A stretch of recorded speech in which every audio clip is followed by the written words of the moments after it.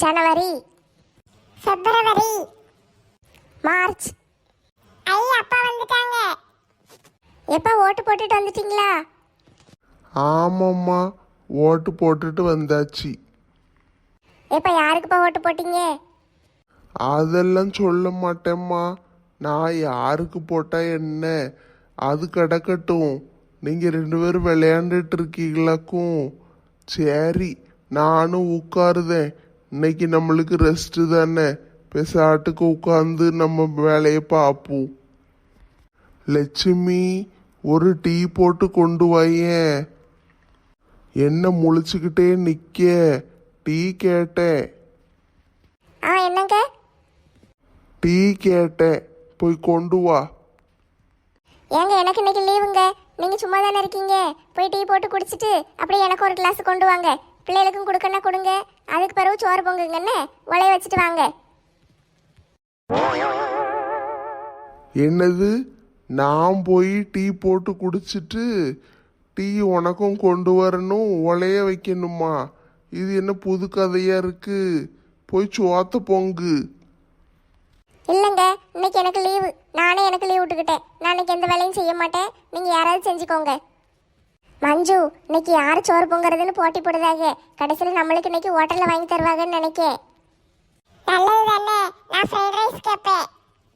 நான் பிரியாணி கேட்பேன். ஒரு மனுஷன் என்னைக்காச்சும் ஒரு நாள் தான் லீவ் விடுதாங்க. சரி, வீட்டில் கிடக்கலான்னு பார்த்தா என்ன பாடுபடுத்துதழுக இவளுக. சோறு பொங்கணுமாம்ல, சோறு. நான்லாம் சோறு பொங்க முடியாது. போய் எனக்கு டீயை போட்டு கொண்டு வா. நீ கொண்டு வாரியா, நான் டீ கடைக்கு போட்டா? போங்களே, தாராளமா டீ கடைக்கு போங்க. மத்தியானம் 12 மணி தானே ஆகுது. டீ கடைக்கு போனா நல்லா இருக்கும், குளு குளுன்னு இருக்கும். போய் டீ குடிச்சிட்டு வாங்க, போங்க. வெளியில வெயில் மண்டைய பொழக்கு. இதுல மனுஷன் டீ கடையில போய் டீ குடிக்க முடியுமா? அவிஞ்சிருவான். தெரியுதுல்ல, அதனாலதான் சொல்லுதேன், உள்ள போய் டீயை போடுங்க. எனக்கு டீயும் வேண்டாம், ஒன்றும் வேண்டாம். டீ வேண்டாம்னா பரவாயில்லைங்க, அதை விட்டுருங்க. வீட்டில் சாம்பாருக்கு காய்கறி கிடக்கு, சாம்பார் வச்சாலும் பரவாயில்ல. இல்லை சாம்பார் வேண்டாம், எனக்கு கறி தான் வேண்டாம்னா போய் கறி எடுத்துட்டு வந்து பிரியாணி போடுங்க. எதுனாலும் சரி, நான் சாப்பிடுவேன். சரியா? நான் இப்போ போய் தூங்குறேன். சமையல் பண்ணி முடிச்சிட்டு என்னை எழுப்புங்க. இவளுக்கு அவளை திமிராயிட்டா. நம்மளை போய் சோறு பொங்க சொல்லிட்டு இவ போய் தூங்க போறேங்கா. எப்பவும் இந்த டைலாக்கு தானே இவர் சொல்லுவாரு. இன்னைக்கு நான் சொன்னோன்னு மட்டும் இவருக்கு கோபம் வருது. ஆண்கள்னா வெளியே வேலைக்கு போயிட்டு வந்து வீட்டில் ஃபோனை நோண்டிக்கிட்டு இருக்கணும். பொம்பளைங்கன்னா எந்நேரமும் பொழுதன்னைக்கு வீட்டில் வேலை செஞ்சுக்கிட்டு இருக்கணும். இந்த மாதிரி நினைக்கிற ஆண்கள்லாம் இருக்கிற வரைக்கும் உலகம் எப்படி உருப்பிடும்? ஏம்மா, போயிட்டு வரோன்னு? சரி பிள்ளைகளா, பார்த்து பத்திரமா போயிட்டு வாங்கன்னு. எத்தே, நாங்கள் போயிட்டு வரோம். ஆட்டும்மா, வண்டியில் நல்லா உட்காந்துக்கோ. நல்லா பிடிச்சிக்கொன்னு, இந்த பையன் வேகமாக போவான். ஆட்டும் தே, நான் பார்த்துக்கிடுதே. கோயிலுக்கு போனோன்னு ஒரு அர்ச்சனையே பண்ணிருங்கன்னு. அர்ச்சனை பண்ணாமல் வந்துடாதீங்க. சரி தே, நான் மறக்காம பண்ணிடுதே. சரி, போயிட்டு வரோம். நின்று பேசிக்கிட்டே இருக்காது. என்னப்பா, எல்லாரும் ஒரு மாதிரி இருக்கீங்க? என்னத்த சொல்ல மாணிக்கண்ணே. ஏன்பா சலிச்சுக்கிட்டு பேசுது? வீட்டில் சோறு பொங்க விட்டுட்டாளுகண்ணே. எங்க வீட்லயும் நான் தான் இன்னைக்கு சோறு பொங்கினேன். நான் பிரியாணி போட்டு கொடுத்தேன். பாத்தீங்களா அண்ணாச்சி, எல்லார் வீட்டிலும் இன்னைக்கு ஆம்பளையாளுக்கு தான் சாப்பாடு செஞ்சுருக்கோம். எப்படி ஆக்கிட்டாளுக பாருங்க நம்மளை. ஒரு நாளைக்கு லீவ் விட்டா நம்ம வீட்டில் கடந்து தூங்க முடியல. ஏன் பொண்டாட்டிட்ட யாரு சொன்னான்னு தெரியல. நீ தான் சோறு பொங்கணும், நீ தான் சோறு பொங்கணும்னு என்னைய போட்டு பாடா படுத்துனா. நான் உனக்கு கடையில் வாங்கி தரமான்ட்டு கடைசியில் கடையில் வாங்கி கொடுத்தேன். எல்லாம் என் பொண்டாட்டி வேலையாக தான் இருக்கும். உங்கள் பொண்டாட்டிக்கு ஃபோன் பண்ணி சொல்லியிருப்பா. லீவு தானே, வீட்டில் சும்மா தானே கிடக்க, சோத்த பொங்கு, இன்னைக்கு எனக்கு லீவுன்ட்டா. என் பொண்டாட்டியும் அதே தான் சொன்னாப்பா. எங்கள் வீட்லேயும் அதே டைலாக்கு தான். கடைசியில் ஆளாளுக்கு சோறு பொங்குனீங்களாக்கும்? ஆமாம் மாமா, நாங்கள் தான் சோறு பொங்கி போட்டோம் கடைசியில். நாளை இன்னைக்கு ஒரு நாள் பூரா நல்லா படுத்து தூங்கலான்னு பார்த்தேன். கடைசியில் எங்கே தூங்க விட்டாளுக. சோறு பொங்கி முடிக்கும் போது மத்தியானம் 3 மணி. சோறு பொங்கி சாம்பார் வச்சு உருளைக்கிழங்கு கூட்டு வச்சு அது காணாதுன்னு இவங்களுக்கு அப்பளம் வேற பொரிச்சு வச்சு கொடுத்துருக்கு. நீ நல்ல வகை வகையா செஞ்சு கொடுக்கலப்பா, அதனாலதான் உன்னை செய்ய போட்டிருக்காளுக. பிறவு என்ன செய்ய என்னாச்சி, சோறு ஒரு அடுப்புல சாம்பார் ஒரு அடுப்புல போட்டுட்டேன். அதுக்கு பிறகு என்ன செய்யன்னு தெரியல. சரின்னு 2 உருளைக்கிழங்கு சாம்பாருக்குள்ளேயே வேக போட்டு அதை எடுத்து தாளிச்சு வச்சு கூட்டுன்னு வச்சுட்டேன். அதுக்கு பிறகு அப்பளம் பொரிச்சு கொடுத்தேன். பரவாயில்லையே, சேகரன் இவ்வளோ டேலண்டாக இருக்காரு. எனக்கெல்லாம் மனசே கேட்க மாட்டேக்கி. இன்னைக்கு பூரா வீட்டில் நான் தான் வேலை பார்த்துருக்கேன். அதுக்கு ஏதாட்டும் ஒன்று செய்யணும்ப்பா. இவளுகளை பழி வாங்குற மாதிரி ஏதாவது ஒன்று நம்ம செஞ்சே ஆகணும். பொண்டாட்டியெல்லாம் பழி வாங்க முடியுமாப்பா? அப்படி சொல்லல அண்ணாச்சி, இதுக்கு பழிக்கு பழி ஏதாவது ஒன்று நம்ம செய்யணும்னு சொல்லுதேன். டூர் போவோம்ல, அப்போ ஏதாவது ஒன்று செஞ்சிருவோமா? டூரில் என்ன செய்ய போறீங்க? எல்லாம் சந்தோஷமா இருக்கதானே டூருக்கு போறீங்க? எனக்கு ஒரு ஐடியா கிடைச்சிருக்கு, அதை சொல்லட்டா? சொல்லுப்பா சொல்லுப்பா, ஐடியா தெரியாம தான் தவிச்சுக்கிட்டு வாரோம், சீக்கிரம் சொல்லு. நம்ம எல்லாரும் டூர் போவோம்ல, டூர் போகிற இடத்துல அவங்க எல்லாரையும் சமைக்க போட்டுட்டா என்ன? என்னப்பா சொல்லுதீங்க? நான் என்ன சொல்லுதேன்னா, நம்ம நல்லா சந்தோஷமா லீவ் போட்டுட்டு ரெஸ்ட் எடுக்கலான்னு நினைக்கிற நேரத்தில் நம்மளை சமைக்க போட்டாங்கல்ல, அதே மாதிரி டூருக்கு போய் நல்லா ஜாலியாக இருக்கலாம், ஹோட்டலில் வாங்கி தின்னுட்டு பேசாமல் கிடக்கலான்னு நினைப்பாங்கல்ல. இவங்களுக்கு நம்ம ஒரு அண்டா சோத்துப்பானை குழம்பு சட்டின்னு வாடகைக்கு வாங்கி கொடுத்து இதில் சோத்தை பொங்குங்கன்னு விட்டுட்டா என்ன, எல்லாரும் சேர்ந்து சாப்பிடுவோம் செய்யுங்கன்னு விட்டுருவோம். இப்போ ஐடியா அட்டகாசமாக இருக்கே, சமைக்கிற வேலையை போட்டுடலாம்ப்பா. 5 நாளைக்கு கொடைக்கானல்ல என்ன செய்ய போகிறாளுங்க, சோறு பொங்கட்டும், வாடகைக்கு பாத்திரத்தெல்லாம் கொண்டுட்டு போயிடுவோம். தலைவர் என்னாச்சி, பஸ்ஸில் போகும்போது பாத்திரத்தெல்லாம் எடுத்து போட்டு கொண்டு போயிடுவோமா? பஸ்ஸுக்காரன் பாத்திரத்தெல்லாம் அள்ளி போட்டு கொண்டு போக சம்மதிப்பானான்னு தெரியல. அதுக்கு பிறகு இவளுகளுக்கெல்லாம் தெரிஞ்சிட்டுன்னா வரவும் மாட்டாளுங்க, உங்களுக்கு சோறு பொங்க ஒத்துக்கிடவும் மாட்டாளுங்க, அது தெரிஞ்சுக்கோங்க. ஆமாம், தலைவர் நச்சு சொல்கிறது கரெக்டு தான். பேசாமல் நம்ம அந்த ஊரில் போய் வாடகைக்கு எடுத்துக்கிடுவோம். ஆமாம் ஆமாம், அதுவும் கரெக்டு தான். மாலெல்லாம் இங்கேயே சமையல் பண்ணணும்னு தெரிஞ்சு அதுக்கு ஏதாவது ஒரு ஏற்பாடு பண்ணிட்டு வந்துடுவா. அப்போனா நம்ம அந்த ஊரில் போய் இறங்கின உடனே எங்கே சமையல் பாத்திரம் வாடகைக்கு கிடைக்கும்னு ஹோட்டல்காரன்ட்டையே கேட்போம். அவன் சொல்லுவான்ல, அதை பிடிச்சி வச்சுக்கிடுவோம். அதுக்கு பிறகு வாடகைக்கு பாத்திரத்தெல்லாம் கொண்டு வந்து போட்டுருவோம். அவளுக்கு நல்ல சோறு பொங்கட்டும். என்னமோ செஞ்சு சண்டையில் தூட போகிறானுங்கன்னு தெரியுது. நல்ல ஜாலியாக இருக்கலான்னு வந்தோமே, இங்கே வந்து சமைக்க போட்டுட்டாங்களேன்னு நினைக்கட்டும். அப்போ தான் எனக்கெல்லாம் சந்தோஷமாக இருக்கும். இன்னைக்கு பூரா நான் எவ்வளோ வேலை செஞ்சுருக்கேன்னு தெரியுமா வீட்டில்? அப்படி என்னப்பா வேலை செஞ்ச? என்னைய விடவா அதிகமாக செஞ்சுருக்க போகிற? வீட்டுக்குள்ளே ஓட்டு போட்டுட்டு போன உடனே என் பொண்டாட்டி நான் லீவு, இன்னைக்கு வீட்டு வேலையெல்லாம் நீங்கள் தான் செய்யணுன்ட்டா. சமைக்கிற வேலை மட்டும்தானே? இல்லைப்பா, வீட்டுக்குள்ளே போன உடனே வீட்டை பூரா கூட்டி பெருக்கி அள்ளு, மாப்பு போட்டு தொடன்னா. சரின்னு தொடச்சாச்சு. அதுக்கு பிறகு காபி போட்டு கொடுன்னா கொடுத்தாச்சு. சரி சோத்தை பொங்குன்னா சோறு பொங்கி கறி குழம்பு வச்சு அது இதுன்னு எல்லாம் செஞ்சு கொடுத்துருக்கு. அதுக்கு பிறகு மத்தியானம் போய் தூங்க போகிறேன்னு போயிட்டாளுங்க. சாயந்தரம் வந்தோடனே வடை சுட்டு கொடுன்னா சரின்னு அதையும் சுட்டு கொடுத்துருக்கு. அதுக்கு ஒரு டீயை போட்டு கொடுத்துருக்கு. அப்புறம் ராத்திரி தோசை வேற சுட்டு கொடுத்துட்டு தான் வந்திருக்கேன்ப்பா. பரவாயில்லையே, இவ்வளோ வேலை செஞ்சுட்டுல வந்திருக்க. என்கிட்ட இவளுக்கு சாயந்தரம் எப்போ காப்பி போடுதீங்களான்னு கேட்டாளுங்க. நான் அதெல்லாம் முடியாது, நான் இந்த வாரேன் அந்த வாரேன்னு அங்கேயும் இங்கேயும் சுற்றிட்டு கடைசியில் டீ கடையில் வந்து உட்காந்துட்டேன். பிறகு ராத்திரி நம்மளை வேலை செய்ய போட்டுருவாளுகள்ல, அதுக்கு பயந்து தான் தப்பிச்சு ஓடி வந்து இங்கே உட்காந்துக்கிட்டு இருக்கேன். எல்லாம் சேர்ந்து வச்சு பேசி வச்சுட்டு வேலை செய்தாளுங்க, அதனால தான் எல்லாம் ஒரே மாதிரி கிடக்கு. இது எல்லாத்துக்கும் ஐடியா கொடுத்தது என் பொண்டாட்டியாக தான் இருக்கும்னு நினைக்கேன். அதெல்லாம் இருக்காதுப்பா, எல்லாத்துக்கும் தலைவி ஏன் பொண்டாட்டி தான். அவள் தான் இந்த மாதிரி ஐடியாலாம் கொடுப்பா. சரி, ஏதோ ஒன்று, வீட்டில் ஒரு நாளைக்கு வேலை செஞ்சிட்டிங்கல்ல, அதோட விடுங்களே. எதுக்கு பழி வாங்கணும் அது இதுன்னு சொல்லிக்கிட்டு இருக்கீங்க? அது இல்லை அண்ணாச்சி, ரெஸ்ட் எடுக்கணும்னு உட்காரும்போது நம்மளை வேலை வாங்கினாலுங்கள்ல, அதே மாதிரி அவங்களும் நல்ல ஜாலியாக ரெஸ்ட் எடுக்கணும்னு நினைக்கும் போது நம்ம வேலை வாங்கணும். அதுதான் பழிக்கு பழி வாங்கிறது. ஊரில் போய் கண்டிப்பாக இதை செஞ்சே தீரணும். என்னமோ செய்யுங்கப்பா, என்னையெல்லாம் இதில் சண்டையில் இழுத்து விட்டுறாதீங்க. அண்ணாச்சி ரொம்ப பயப்படுதாரு போலையே. நாங்கள் எல்லாரும் இருக்கோம்ல அண்ணாச்சி, நீங்கள் பயப்படாமல் இருங்க. எல்லாத்தையும் நாங்கள் பார்த்துக்கிடுதோம். ஆமாம் ஆமாம், எல்லாத்தையும் மேலே இருக்கிறவன் பார்த்துக்கிடுவான்.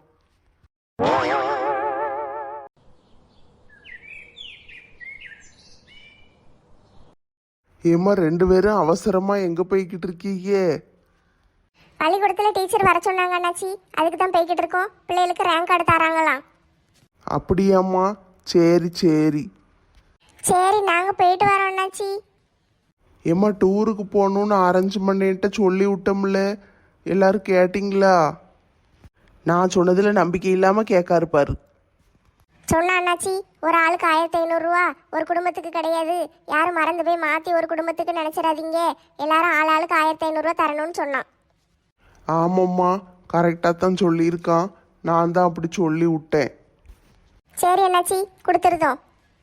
இன்னும் யாரும் வந்து கொடுக்கலையேம்மா, அதான் கேட்டேன். உடனே கேட்ட துட்டு எப்படி இருக்கும் அண்ணாச்சி? 1ஆம் தேதி பிறக்கட்டும், எங்கள் வீட்டுக்காரர் சம்பளம் வாங்கிட்டு வந்த பிறகு தாரேன். ஆ சரிம்மா, சரி சரி. எல்லாரும் மெதுவாக தாங்க. இன்னும் ஒரு வாரம் டைம் எடுத்துக்கோங்க, அதுக்குள்ளே கொடுத்துருங்க. அப்போ தான் பஸ்ஸுக்காரனுக்கு அட்வான்ஸ் கொடுக்க முடியும். நீங்கள் இப்போமே பஸ்ஸுக்காரனுக்கு அட்வான்ஸ் கொடுத்து வச்சிட வேண்டியதானே? நாங்கள் தான் ஒரு வாரத்தில் கொடுத்துருவோம்ல. வேண்டாம்மா, இந்த தடவை நான் கை காசை போட்டு செலவழிக்கிற மாதிரிலாம் கிடையாது. நீங்கள் கொடுத்த பிறகு தான் அடுத்த வேலை நடக்கும். சரியா? ஹோட்டலுக்கு ரூம் போட்டதுக்கும் உங்களுக்கு பஸ்ஸுக்கும் மட்டும்தான் நான் காசு சொல்லியிருக்கேன். வேறு எதுக்கும் நான் சொல்லலை. அங்கே போய் சாப்பிட்றது, சுற்றி பார்க்கறது, அதுக்கெல்லாம் உங்கள் செலவு தான். நீங்கள் தான் ஆளாளுக்கு கை காசு போட்டு செலவழிச்சுக்கிடணும். ஏன்ட்டெல்லாம் வந்து அங்கே எதுவும் கேட்டுறக்கூடாது.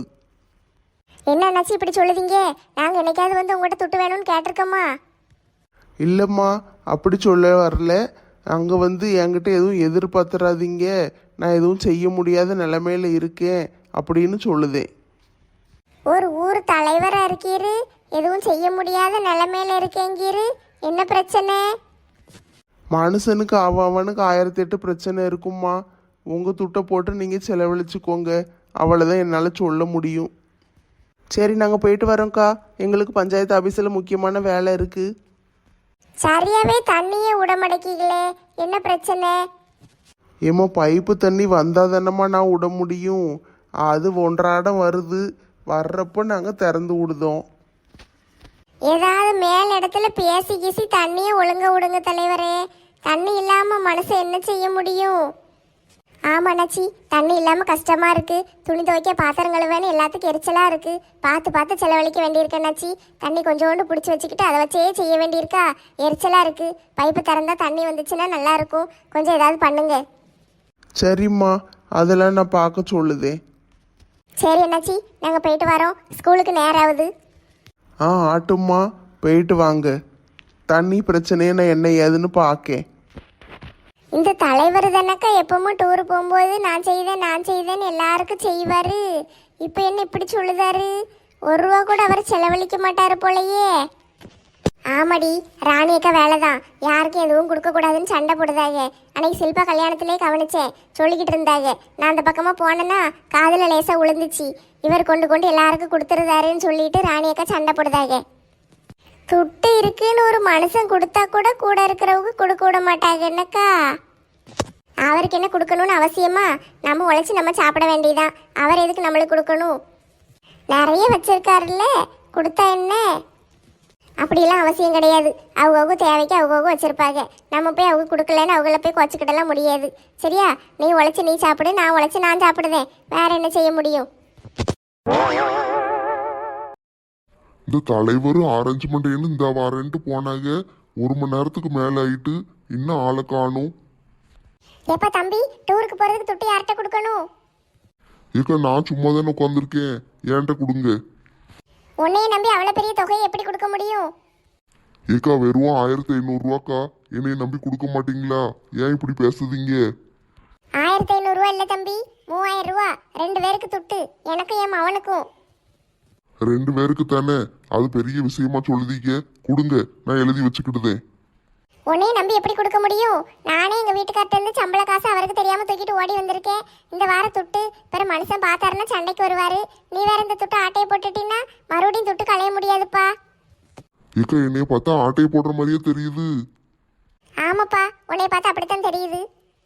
சை, ஒரு மனுஷனுக்கு இதை விட பெரிய அசிங்கம் இருக்கவே முடியாது. என்னைய பார்த்தா ஆட்டைய போடுற மாதிரி இருக்குன்ட்டாங்களே. சரி இந்தா, உன்னைய நம்பி கொடுக்கேன். அங்க கேமரா இருக்கு பத்தியா, அதனாலதான் கொடுக்க. என்ன வாங்கி வச்சுக்கோ. ராதான்னு எழுதிக்கோ, பிறகு சிவான்னு எழுதிக்கோ. சிவா யாருக்கா? என் மவன் பேரு தான் சிவா.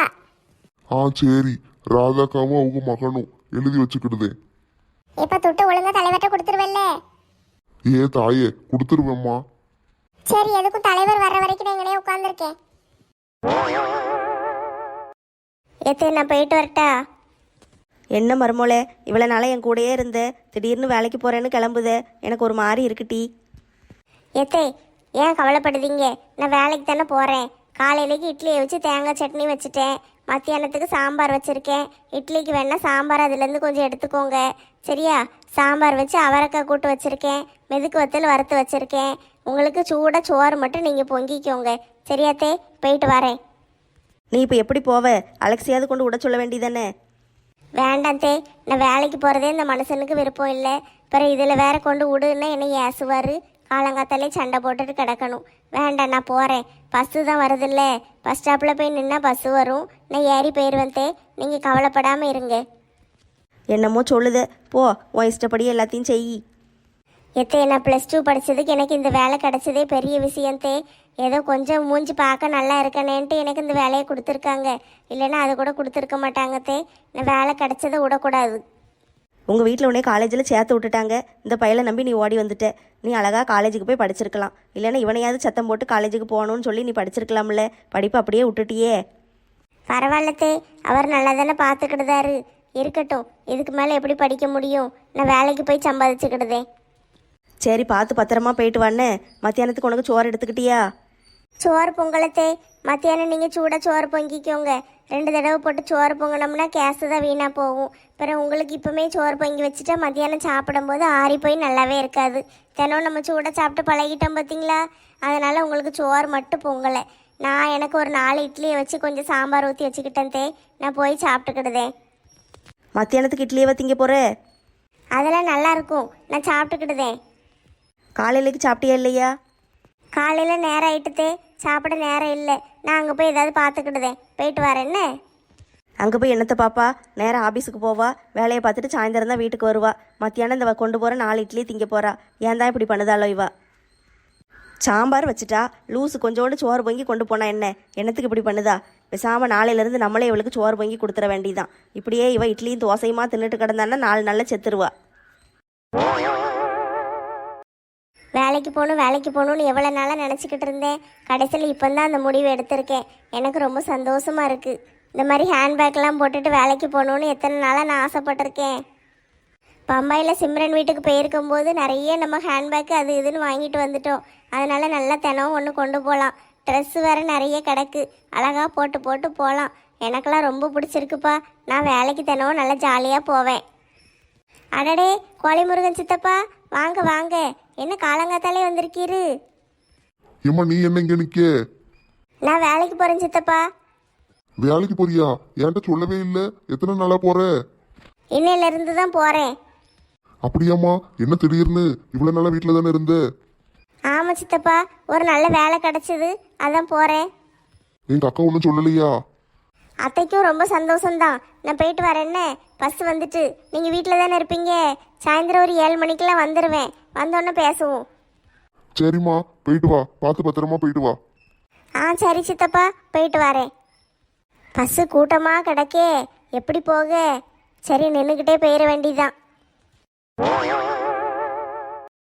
இன்னைக்கு காலையில் எழுந்திரிச்சு கூட்டி பெருக்கவே நேரமே இல்லை. வீட்டு வேலையும் பார்த்துட்டு பள்ளிக்கூடத்துக்கும் போயிட்டு வந்துட்டு ஒரே கரைச்சலாயிட்டு. இந்த பிள்ளைகளுக்கு மார்க் கொடுத்தாங்கன்னு போயிட்டு வந்துட்டேன். இப்போ தான் வீட்டில் பெருக்கவே நேரம் கிடச்சிருக்கு. எப்பா, உச்சி மண்டையிலே வெயில் இந்த போல பொழக்கே. இதனால தான் பெரியவங்க காலங்காத்தாலே தூத்து தொளிச்சு கோலம் போட்டுருங்கன்னு சொல்லுதாங்க போல. இவ்வளோ நேரம் கழிச்சு போட்டோம்னா இப்படி தான் வெயில் அடிக்கும். எலுமிச்சம்பழம் கிடக்கு, இப்போ சாட்டுக்கு போய் ஒரு ஜூஸை போட்டு குடிச்சிட்டு அதுக்கு பிறகு உட்காருவோம். ஐஸ் கட்டி கிடக்கான்னு தெரியல.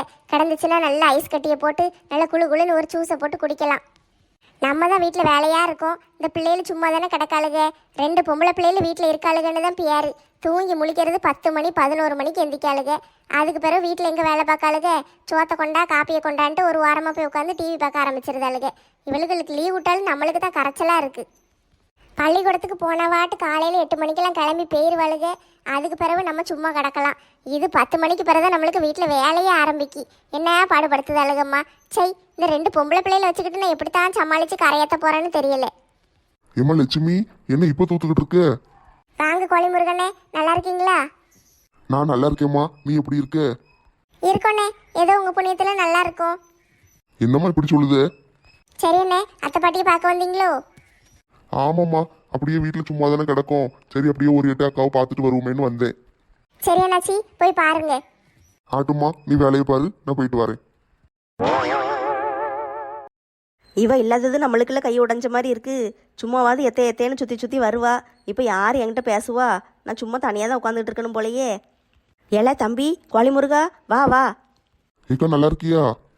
நான் நல்லா இருக்கம்ல, நீ வந்து முதல்ல உட்காரு. எப்படி இருக்க? என்ன காலங்காத்தால திடீர்னு வந்திருக்க? நான் சும்மா உன்னை பார்க்கலான்னு தான் வந்தேன். வர்ற வழியில பஸ் ஸ்டாண்ட்ல நம்ம மருமகளை பார்த்தேன். அவ என்ன பேக்க மாட்டிட்டு வேலைக்கு போறேங்கா. அந்த கொடுமையை ஏன் கேட்க? இன்னைக்கு காலையில தான் கிளம்புதா? அதான்க்கா, ஏன்னு கேட்கேன். இவ்வளவு நாளா வீட்டில் தானே இருந்தா? ஆமாம், உன் மருமவங்காரன் 1.5 லீவ் போட்டுருதான். கேட்டால் வேலை இல்லைங்கா. அப்புறம் அவளும் தான் என்ன செய்வா? வீட்டு செலவெல்லாம் சமாளிக்கணும்ல. அதான் வேலைக்கு போகிறேன்னு கிளம்பிட்டா. ஏக்கா, இவன் பெயிண்டிங் வேலைக்கு தானே போறான். எனக்கு தெரிஞ்ச ஒரு கம்பெனி இருக்குக்கா, அங்க எப்பவுமே பெயிண்டிங் வேலை இருக்கும். அங்க சொல்லி விடட்டா? எப்பவும் வேலை இருக்கும்க்கா, மாச சம்பளம் கொடுத்துருவாங்க. அப்படியால மாச சம்பளம் தருவாங்களா? அப்படின்னா நல்லதா போச்சே. எங்கே என்னன்னு கொஞ்சம் கேட்டு விடேன். சரிக்கா, நான் கேட்கேன். வேலைக்கும் போக மாட்டேக்கான், பேசாமல் படுத்துக்கிட்டு தான். இவன் என்ன செய்வா பாவம். அதனால தான் வேலைக்கு போகிறேன்னு சொன்ன உடனே நான் ஒன்றுமே சொல்லலை. சரிம்மா போயிட்டு வான்னு அனுப்பி விட்டுட்டேன். பாவுங்கா, இவ்வளவு நாளா வேலை செஞ்சு பழக்கமே இல்லை பார்த்தீங்களா? வீட்டு வேலையை மட்டுமே பார்த்துட்டு திடீர்னு வேலைக்கு போனா அந்த பிள்ளை என்ன செய்யும்? அதான் எனக்கும் கஷ்டமாக இருந்துச்சு. காலையில் சாப்பிட கூட இல்லை. மத்தியான சாப்பாட்டுக்கு 4 இட்லியை கொண்டு போயிருக்கா. ஒரு சோறு பொங்கி கொண்டு போகலாம்ல. நீங்கள் சூடாக பொங்கி சாப்பிட்டுக்கோங்க, சாம்பாரெல்லாம் வச்சுட்டேன்ட்டு போயிருக்கா. இப்போ என்ன செய்ய அவளை? இட்லியை போட்டு தின்னானா எப்படி மத்தியானம் காதெல்லாம் அடைக்கும்ல? ஆமாக்கா, மத்தியானத்துக்கு இட்லியை போட்டு எவன் திம்பா? எனக்கு இங்கே சூடாக சோறு பொங்கி திங்க மனசு வருமாளே. அவள் தான் தினமும் சுட சுட சோறு சாப்பிடணும்பா. எப்போவுமே சூடாக தான் கேட்பா. ஆறிட்டுன்னா சாப்பிட யோசிப்பா. சூடாக இருக்கணும் தே, அப்போ தான் நல்லா இருக்கும்னு கொதிக்க கொதிக்க சாப்பிடுவா. அந்த பிள்ளைக்கு ஆறி போன 4 இட்லியை கொடுக்க எனக்கு மனசு வரமாடக்கி. சரி, ஒரு 2-3 நாள் வேலைக்கு போட்டும்க்கா, அதுக்கு பிறகு என்னன்னு பார்ப்போம். சரில, அது கிடக்கட்டும். உன்கிட்ட நானே ஃபோன் பண்ணி பேசணும்னு நினச்சேன். நீயே வந்துட்டேன், நல்ல வேலை. என்னக்கா, இது முக்கியமான விஷயமா? ஆமல, டூருக்கு போகிறோம் கொடைக்கானலுக்கு. அதான் நீ வாரியான்னு கேட்கலான்னு பார்த்தேன். கொடைக்கானலுக்காக்கா? எப்போ போகணும்? இன்னும் 1 வாரம் கிடக்கு. இப்போ தான் சொல்லியிருக்காங்க, எல்லாரும் துட்டு கொடுக்கணும்ல. கொடுத்த பிறகு தான் போகணும். நீ வாரியா? உன் பொண்டாட்டியும் கூட்டு வாயேன். அவ தான் எங்கேயும் வரமாட்டான்னு உங்களுக்கு தெரியும்லக்கா. அவள் வரலைன்னா விடு, நீயாவது வாயேன். போன வருஷம்லாம் எங்கள் கூட வந்தல்ல, நல்லா இருந்துச்சு. இந்த வருஷமும் வாயேன். என் பொண்டாட்டிட்டு கேட்டுட்டு சொல்லுதேன்க்கா. அவ ஏதாட்டும் வேலை வச்சிருப்பா, என்ன ஏதுன்னு கேட்டுட்டு சொல்லுதேன். சரி, அவளுக்கு ஒரு ஃபோன் அடிச்சு இப்பயே கேளேன். கேக்கேன். இப்போ தூங்கிட்டு இருப்பா, கொஞ்ச நேரம் போட்டும், கேட்டுட்டு சொல்லுதேன். சரி வா, 2 பேரும் சேர்ந்து இட்லி சாப்பிடுவோம். சரிக்கா, எனக்கும் பசியா இருக்கு, வா சாப்பிடுவோம். எத்தே மத்தியானத்துக்கு என்ன குழம்பு வைக்க? எண்ணத்தை போட்டு வைக்கம்மா, என்னத்தையாவது ஒன்று வச்சு விடு. நானே எண்ணத்தை போட்டு வைக்கேன்னு மண்டையை போட்டு குழம்பிட்டு தான் உங்கள்கிட்ட வந்து கேட்டேன். நீங்களும் அதையே சொல்லுதீங்க. இப்போ நான் என்ன செய்ய? முந்தா நேற்று பிரியாணி போட்டாச்சு, நேற்று சாம்பார் வச்சாச்சு. இன்னைக்கு என்னத்தை போட்டு வைக்க எனக்கு ஒன்றும் தெரியல. புளிக்குழம்பு வைக்கியா? எத்தை எனக்கு தான் புளிக்குழம்பு சரியாகவே வைக்க வரமாட்டேக்கல. ராமு வேற வீட்டில் இருக்காரு. அவருக்கு போட்டு புளிக்குழம்பு வச்சு கொடுத்தா ஏசுவார். என்ன செய்யனே புரிய மாட்டேங்குதே. நெட்டம்மா, இங்க பத்தியா என்ன வாங்கிட்டு வந்திருக்கேன் பாரு. வந்துட்டியாப்பா? சித்தி, வர்ற வழியில நொங்கு கிடைச்சது, வாங்கிட்டு வந்துட்டேன். ஐ ஜாலி ஜாலி ஜாலி. நொங்கு எனக்கு ரொம்ப பிடிக்கும். இந்த வெயிலுக்கு நொங்கு தின்னா நல்லா குளுகுளுன்னு இருக்குமே. நல்ல வேலை வாங்கிட்டு வந்தேன். கொண்டா எல்லாரும் சேர்ந்து திம்போம். திங்கக்கூடாது. ஏன் மறுமொழி திங்கக்கூடாது? திங்கிறதுக்கு தானே வாங்கிட்டு வந்திருக்கான். இவ்வளோ நேரம் என்ன குழம்பு வைக்கன்னு யோசிச்சுட்டு கிடந்தேன். இப்போ தான் எனக்கு ஒரு நல்ல ஐடியா கிடச்சிருக்கு.